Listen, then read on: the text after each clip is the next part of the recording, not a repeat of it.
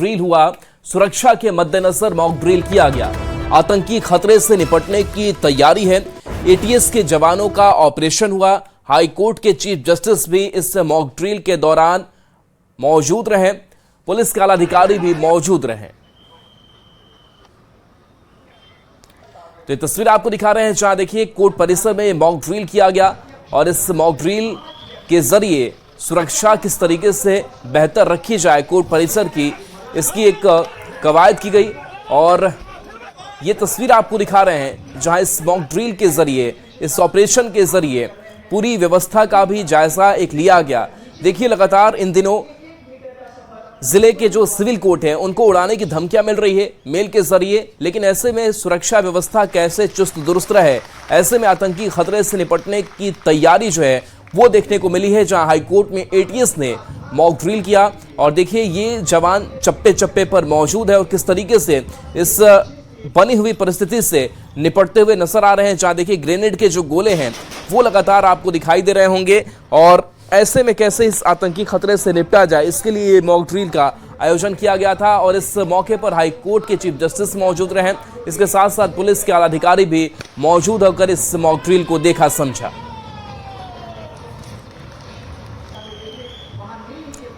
तो कोर्ट परिसर की तस्वीर आपको दिखा रहे हैं और इस परिसर को देखिए कैसे एक जो बस है वो हाईजैक होती है, उसमें कई लोग सवार हैं और ऐसे में आतंकी उन पर हमला करते हैं और उसके बाद से जो एटीएस के जवान हैं पहुंचते हैं और उसके बाद ये ऑपरेशन पूरा किया जाता है। इस मॉक ड्रिल के जरिए एक खतरनाक जो स्टंट है वो भी देखने को मिले हैं, जहां पर देखिए रस्सी के सहारे कैसे ये जवान ऊंची बिल्डिंग से नीचे उतरते हुए नजर आ रहे हैं। अगर आतंकी हमले करते हैं, अगर इन आतंकियों से घिरते हैं जवान, तो किस तरीके से उनका मुंहतोड़ जवाब दे सकते हैं, इसको लेकर के अभ्यास किया गया।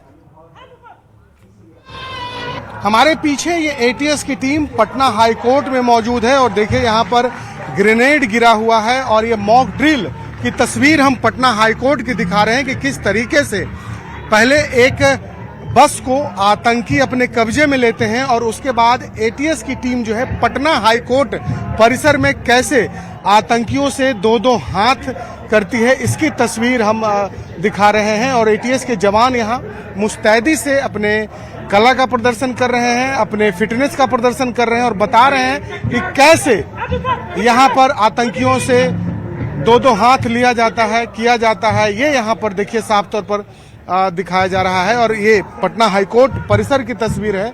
एक और आतंकी हैं, दूसरी ओर एटीएस के जवान और देखिए इधर ग्रेनेड से जो हमला हुआ उसकी तस्वीर भी यहाँ पर मॉक ड्रिल के दौरान दिखाने की कोशिश की गई है। जिस तरीके से देश में आतंकी घटनाएं बढ़ रही हैं, उन घटनाओं के रोकथाम के लिए बिहार में एटीएस जो है वो मुस्तैदी से कितनी तैयार है उसका प्रदर्शन यहाँ पर किया जा रहा है। ये तस्वीर पटना हाईकोर्ट की है जहाँ पर इस वक्त मॉक ड्रिल चल रहा है। पुलिस महकमे के बड़े पदाधिकारी के साथ साथ पटना हाईकोर्ट के चीफ जस्टिस भी मौजूद हैं। कैमरा पर्सन सुबोध के साथ शैलेंद्र, न्यूज़ 18 पटना। तो देखिए ये तस्वीर आपको दिखा रहे हैं, तस्वीरें बेहद रोमांचक भी है और इसके साथ साथ ये बताती भी किस तरीके से इन चुनौतियों से निपटने के लिए हमारे जो जवान हैं वो तैयार हैं। जहां देखिए इस रस्सी के सहारे अपना कर्तव्य दिखा रहे हैं और सीधे इस बस पर वो पहुंचते हैं, बस की छत पर, और उसके बाद से बस के अंदर वो दाखिल होते हैं। आतंकी वहां मौजूद होता है जिसको अपनी पकड़ में लेते हैं और उसके बाद से उसका सरेंडर कराते हैं। देखिए ग्रेनेड के गोले जो आपको धमाके के जरिए दिखाई दे रहे होंगे और ये पूरा अभ्यास किया गया और इस अभ्यास के जरिए बताया भी गया कि किस तरीके से एटीएस की जो पूरी टीम है वो काम करती है और जरूरत पड़ने पर किस तरीके से जवान जो है वो इन चुनौतियों से निपटने के लिए तैयार रहते हैं। But to see it merely as a spectacle is to miss the deeper purpose.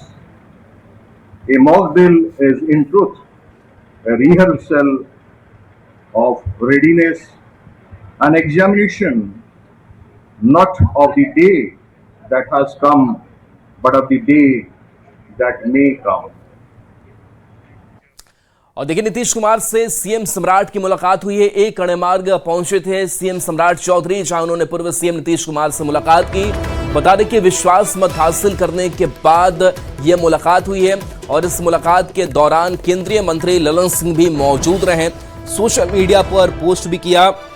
CM सम्राट चौधरी ने लिखा, बिहार विधानसभा में विश्वास मत हासिल करने के बाद आदरणीय पूर्व मुख्यमंत्री जी से मुलाकात की। तो देखिए, लगातार सम्राट चौधरी इस बात का जिक्र सदन के अंदर भी करते हुए नजर आए कि जो एक लकीर खींची है पूर्व मुख्यमंत्री नीतीश कुमार ने और जो विजन रखा है बिहार के विकास को लेकर के, हम उससे अलग नहीं हैं, हम उसी को लेकर के उसी काम को आगे बढ़ाने के लिए तत्पर हैं।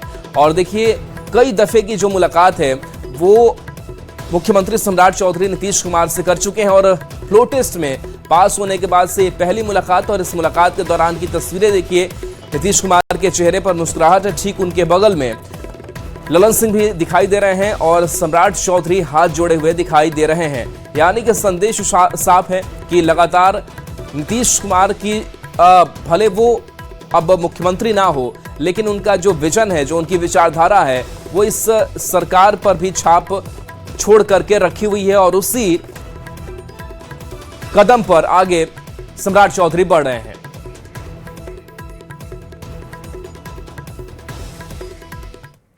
बिहार के पूर्व मुख्यमंत्री और राज्यसभा सांसद नीतीश कुमार ने डिप्टी सीएम विजेंद्र प्रसाद यादव से भी मुलाकात की। थोड़ी देर मिलने के बाद नीतीश कुमार उनके आवास से रवाना हुए। नीतीश कुमार के उनके आवास से निकलने की तस्वीर भी सामने आई है। तो देखिए, ये तस्वीर आपको दिखा रहे हैं जहां विजेंद्र यादव से मुलाकात हुई है। तो डिप्टी सीएम से मुलाकात और बड़ी जिम्मेदारी जो है वो जेडीयू की तरफ से सौंपी गई, उनको इस डिप्टी सीएम की पद पर बिछाया गया। और ये तस्वीर आपको दिखा रहे हैं जहां विजेंद्र प्रसाद यादव से मुलाकात नीतीश कुमार की हुई है। तो सीएम और डिप्टी सीएम से मुलाकात के बाद पूर्व सीएम नीतीश कुमार बिहार के मुख्य सचिव से भी मिलने पहुंचे। नीतीश कुमार अचानक प्रत्यय अमृत के आवास जा पहुंचे, जहां उन्होंने मुख्य सचिव से मुलाकात की। तो आज कई मुलाकातों का जो दौर है वो चलता रहा। मुख्यमंत्री सम्राट चौधरी से नीतीश कुमार मिले, इसके साथ साथ विजेंद्र प्रसाद यादव से मिले और उसके बाद प्रत्यय अमृत से भी मिलने पहुंच गए थे।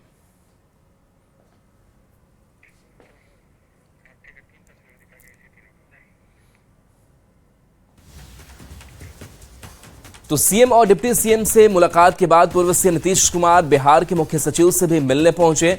अचानक प्रत्यय अमृत के आवास जा पहुंचे, जहां उन्होंने मुख्य सचिव से मुलाकात की। तो ये तस्वीर आपको दिखा रहे हैं, 3 तस्वीरें, 3 मुलाकातों की पहली तस्वीर जो दिख रहे हैं आप, वो सीएम सम्राट चौधरी के साथ मुलाकात की तस्वीर है जिसमें ललन सिंह भी मौजूद रहे। दूसरी तस्वीर आपको दिखा रहे हैं जहां पर विजेंद्र प्रसाद यादव जो डिप्टी सीएम है उनसे मुलाकात करने के लिए नीतीश कुमार पहुंचे थे और नीतीश कुमार ने उसके बाद से मुख्य सचिव प्रत्यय अमृत से भी मुलाकात करने के लिए पहुंचे।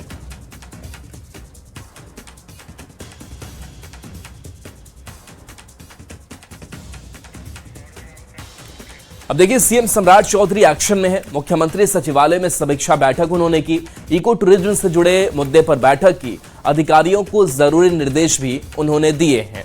तो लगातार एक्शन में मुख्यमंत्री सम्राट चौधरी नजर आ रहे हैं। काफी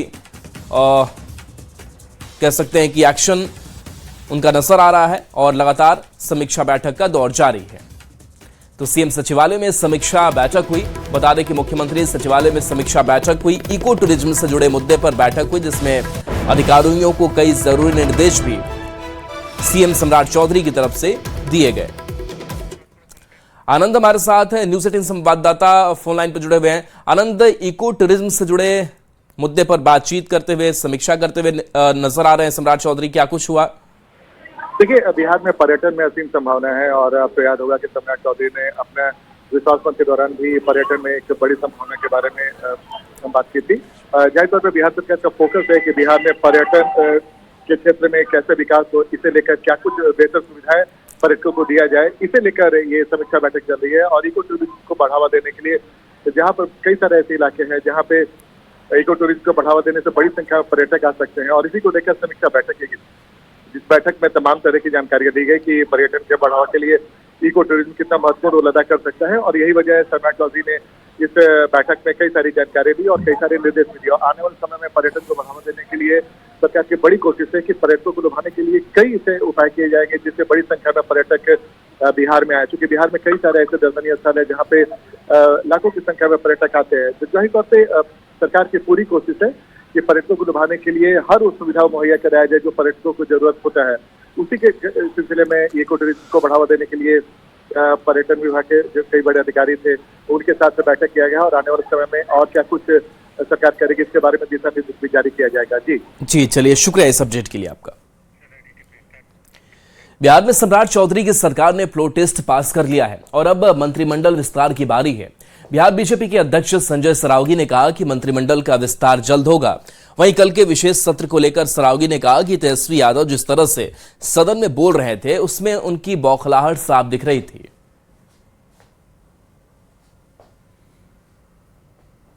विधानसभा में फ्लो टेस्ट के बाद अब तैयारी मंत्रिमंडल विस्तार की है। हमारे साथ भारतीय जनता पार्टी के प्रदेश अध्यक्ष संजय सरावगी हैं।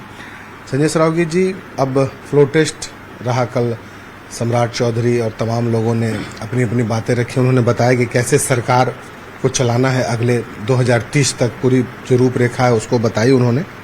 लेकिन अब विस्तार की बारी है, तो कब तक इसके लिए आप लोग प्रोसेस करेंगे? फ्लो टेस्ट के साथ साथ एक और कल प्रस्ताव पारित हुआ है।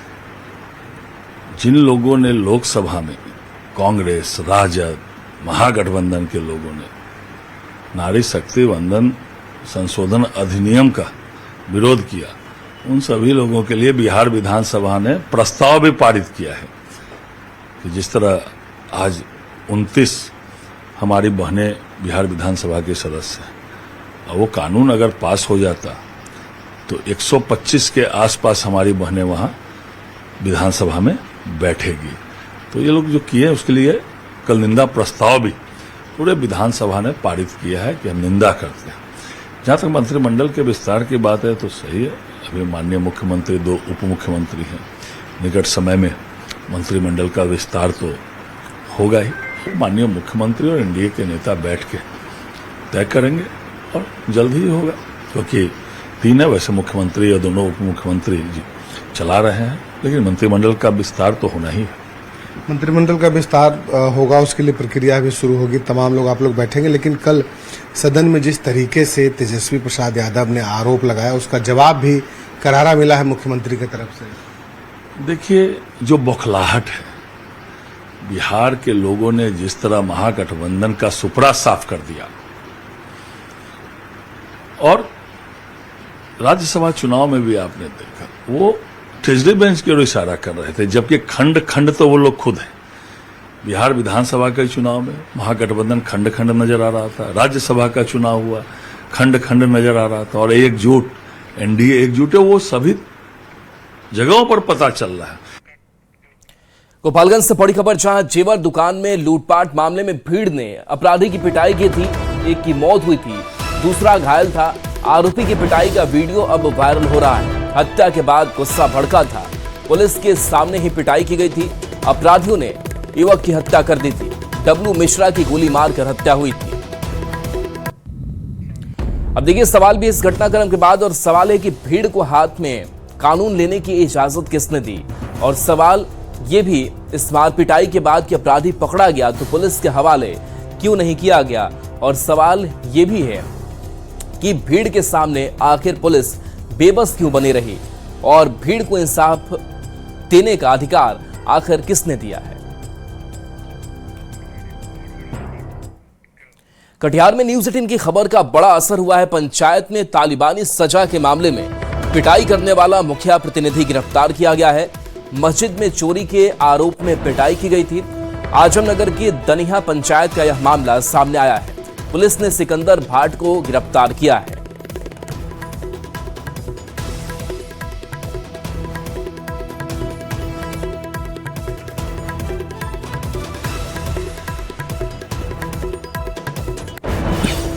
वीडियो का मामला संज्ञान में हम लोगों को भी आया है और संबंधित थानाध्यक्ष को उसकी जांच कर विधि सम्मत कार्रवाई करने हेतु त्वरित गति से जो है उसको निर्देशित किया गया है। कटिहार में मस्जिद में चोरी मामले में बड़ा बवाल हो गया है। चोरी के आरोपी की पिटाई के बाद पुलिस ने मुखिया प्रतिनिधि सिकंदर भाट को गिरफ्तार कर लिया है, जिसके बाद लोगों ने पुलिस पर ही गलत तरीके से कार्रवाई का आरोप लगाया है। मुखिया प्रतिनिधि की गिरफ्तारी से नाराज लोगों का आरोप है कि चोरी के आरोपी के परिवार की ओर से ना तो कोई शिकायत की गई थी, ना ही कोई प्राथमिकी दर्ज हुई थी। बावजूद इसके पुलिस मनमाने तरीके से मुखिया प्रतिनिधि को गिरफ्तार कर लिया है, जो पूरी तरह से गलत है। लोग परेशान थे कि इससे पहले जो कई बार चोरी का घटना किया था, तो ये लोग परेशान थे। तो मुखिया जी को पूरा ग्रामीण के समक्ष यही बताया गया कि आप इनको पनिशमेंट दीजिए, क्योंकि ये लोग बार बार इस तरह का घटना कर रहा है। अभी ये धार्मिक का मामला है और भी आगे चल के कोई किसी तरह का घटना कर सकता है। बिना एफआईआर के पुलिस बिना एफआईआर का पुलिस उठाया है। बिना आवेदन का जो है सो उनका लड़का का माता पिता भी कोई आवेदन नहीं दिए कि हमारे लड़का के साथ मारपीट हुआ है या कोई बात हुआ है, फिर भी जबरदस्ती पुलिस उठा के लेके चल गई। अब देखिए, न्यूज़ 18 के सवाल भी कई हैं। सवाल ये है कि पंचायत को सजा देने का अधिकार किसने दिया? सवाल ये है कि क्या लोगों को कानून पर भरोसा नहीं है? सवाल यह है कि पंचायत ने आरोपियों को पुलिस में आखिर क्यों नहीं दिया?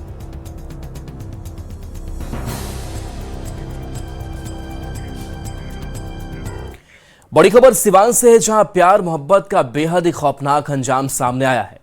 महज 1 महीने पहले जिस युवक को युवती ने अपनी जान समझा था और सारे जहां से बगावत कर मंदिर में उसने शादी रचाई थी, अब उस युवती का शव एक बोरे में मिला है, वो भी कई टुकड़ों में।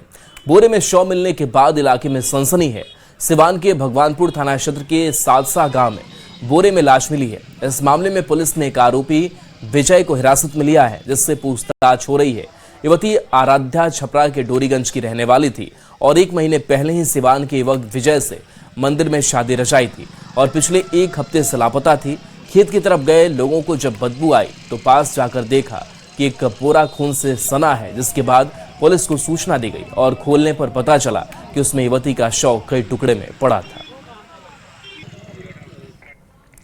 बड़ी खबर औरंगाबाद से है, जहां चोरों ने एक बंद घर को निशाना बनाया और करीब 75 लाख का सामान लेकर आराम से चलते बने।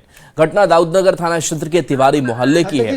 पूरा परिवार एक शादी समारोह में रांची गया था, जिसका अपराधियों ने फायदा उठाया और घर का ताला तोड़कर चोरी की बड़ी वारदात को अंजाम दिया, जिसमें घर में रखा सारा जेवर और कीमती सामान चोरी कर ले गए। शेखपुरा से बड़ी खबर है, जहां सुनसान घर में पड़ी चोरी हुई। 26 लाख का सामान लेकर चोर फरार हो गए। निमदारगंज गांव में चोरी की वारदात हुई। मुंडन के लिए बाहर पूरा परिवार गया हुआ था। गांव के ही बदमाशों पर चोरी का आरोप है। ग्रामीणों ने एक आरोपी को पकड़ा है। आरोपी के परिवार वाले युवक को छुड़ाकर ले गए। पीड़ित ने थाने में घटना की सूचना दी है। पुलिस मामले की जांच कर रही है। गांव वाला कुल देखा, मोहल्ला वाला उसको पकड़ा, वीडियो बनाया, पकड़ के रखा वहाँ पे गांव में, घर में। कहाँ से इतना पैसा घर में रखे थे? हम 3 गो ट्रक बेचे थे। ट्रक बेच के पैसा रखे थे? 3 गो ट्रक बेचे थे, 14 लाख में, और इधर बेचे थे 6 लाख में 2 गो। चोरी कर लिए। क्या चीज? 26 लाख रुपया, चाहे मंगलसूत्र। कहाँ से इतना पैसा घर में रखे थे? ट्रक बिका था। तो देखिए, 26 लाख का सामान लेकर के चोर यहां से फरार हो गए। शेखपुरा की तस्वीर दिखा रहे हैं, जहां निमदारगंज गांव में चोरी की बड़ी वारदात हुई।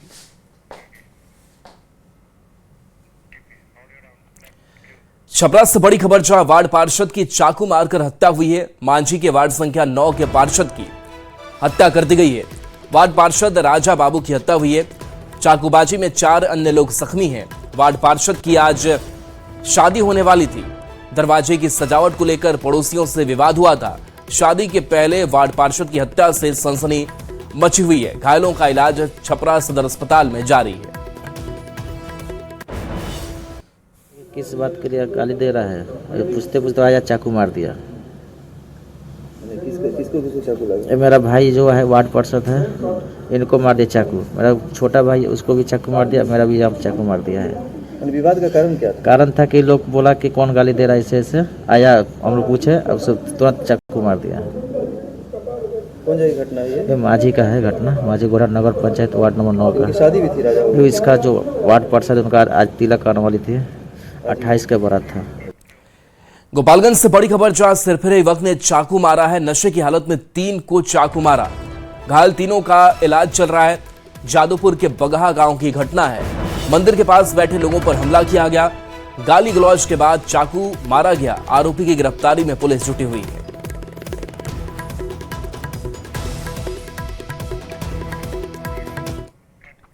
सासाराम से बड़ी खबर, जहां गोली मारकर एक व्यक्ति की हत्या कर दी गई। दरिगांव के निरंजनपुर में हत्या हुई।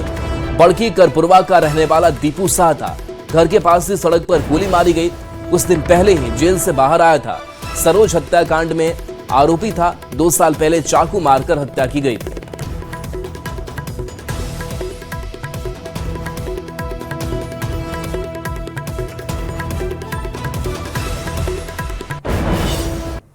जो प्राथमिक अनुसंधान है उसमें चीज़ स्पष्ट हुई कि इस गांव में 2 साल पहले भी 2024 में एक सरोज पासवान की हत्या हुई थी। उसमें जो मृतक है वो अभियुक्त थे और जमानत पर छूट कर आए थे। उस हत्या को लेकर के आपस में पहले की रंजिश थी। इस तरह की बात अभी तक स्पष्ट हुई है। इसमें अभी तक 5 संदिग्ध लोगों को पूछताछ के लिए ले जाया जा रहा है।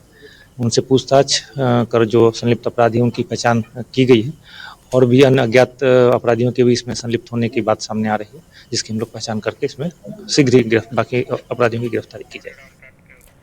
बाढ़ से बड़ी खबर है, जहां गंगा नदी में बड़ा हादसा हो गया। 4 बच्चे गंगा नदी में डूब गए। 2 को स्थानीय लोगों ने बचाया है। लापता 2 बच्ची की तलाश जारी है। शादी के रस्म के दौरान यह हादसा हुआ। बख्तियारपुर के चिरैया दियारा की यह घटना बताई जा रही है। तो गंगा में 4 बच्चे डूबे, 2 को स्थानीय लोगों ने बचा लिया है। चिरैया दियारा की घटना सामने आई है। लापता 2 बच्ची की तलाश अभी भी जारी है। मध्य प्रदेश से बाल तस्करी के शक में रेस्क्यू किए गए 144 बच्चों को बाल कल्याण समिति अररिया लेकर आई है। दरअसल मध्य प्रदेश के कटनी में चाइल्ड लाइन में कुल 167 बच्चों को महाराष्ट्र के एक मदरसा जाने के दौरान रेस्क्यू किया गया था, जिसमें अधिकांश बच्चे अररिया जिले के थे। अररिया बाल कल्याण समिति ने रेस्क्यू किए गए सभी बच्चों को गार्जियन को सौंप दिया है। बच्चों के परिवार वालों ने न्यूज 18 और अररिया जिला प्रशासन का धन्यवाद जताया। सीमांचल के अररिया में दीनी और मजहबी तालीम के नाम पर महाराष्ट्र के लातूर जा रहे बच्चों का रेस्क्यू किया गया है। और बता दें कि 167 बच्चों को मध्य प्रदेश के कटनी रेलवे स्टेशन पर CWC द्वारा रेस्क्यू किया गया था। और बाल कल्याण समिति अररिया ये सभी बच्चे अभी पहुंचे हैं और इन्हें गंतव्य स्थान तक जो है गार्जियन को सुपुर्द करने की प्रक्रिया चल रही है। बता दें कि जिस तरीके से 167 बच्चे मध्य प्रदेश के कटनी रेलवे स्टेशन पर GRP और RPF ने पकड़ा था और यह शक जताया जा रहा था कि इन बच्चों की मानव तस्करी, बाल तस्करी की जा रही है। ऐसे में अब DM विनोद दुहन के निर्देश पर बाल कल्याण समिति अररिया ये सभी बच्चे जो हैं जबलपुर के अलावा विभिन्न मध्य प्रदेश के बाल सुधार गृह से यहाँ पर पहुँचे हैं और सभी बच्चों को जो है गार्जियन के सुपुर्द किया जा रहा है। मदरसा दायित्व तो नहीं लेता है बच्चों पे, यदि कुछ हो जाता है तो ऐसे में तो मदरसा पे सवाल उठता है ना भाई। हाँ, सवाल उठता है और मदरसा वाला भी गैर जिम्मेदाराना हरकत किया है। अभी उनको कॉल लगाया, मोबाइल स्विच ऑफ कर लिया। ये बहुत खेद की बात है जी। जिम्मेदार वाला वो तो आप लोगों को, न्यूज 18 को और मीडिया को धन्यवाद देता हूँ कि आप लोगों ने आवाज़ उठाई, बात पूरे भारत पहुँची जो मामला। हाँ जी, अररिया प्रशासन को मैं धन्यवाद देता हूँ कि इन्होंने बहुत त्वरित कार्रवाई करते हुए 10 से 12 दिन में बच्चे दीनी और मजहबी तालीम को लेकर जो है, चूँकि दीनी और मजहबी तालीम जो है निःशुल्क मुफ्त में दिया जाता है। ऐसे में जो गार्जियन जो है अब सवाल उठा रहे हैं उस मदरसा पे जो अपना दायित्व का निर्वहन नहीं कर रहे हैं। सतीश कुमार, न्यूज 18 अररिया।